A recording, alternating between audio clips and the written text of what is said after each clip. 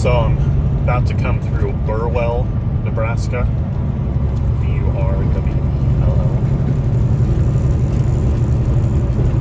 I don't think there's very much here in Burwell, if you ask me. It's sign says 1,200 people. I'm assuming it's probably closer to 13 or so. But there's not a lot. You hear about it kind of often enough. They're pretty south centrally located in the sand hills. There ain't a lot around. Farming's obviously their largest commodity. There's a big gravel pit to my left too. I know that employs a bunch of people.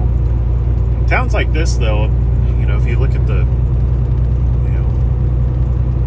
population, what they do for a living, the vast majority of them, 12%, which is more than every other one, is works for the school district, works for the city, or something like that.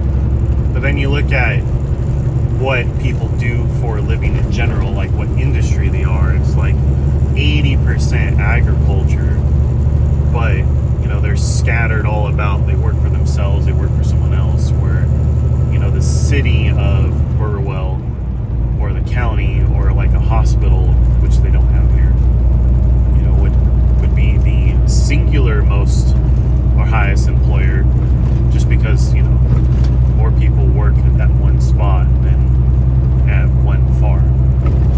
Did a really horrible job explaining it. I'm really just adding some background filler as I drove through town there, so forgive me if I explain that poorly, but I'm just saying the single employer, largest single employer being is usually the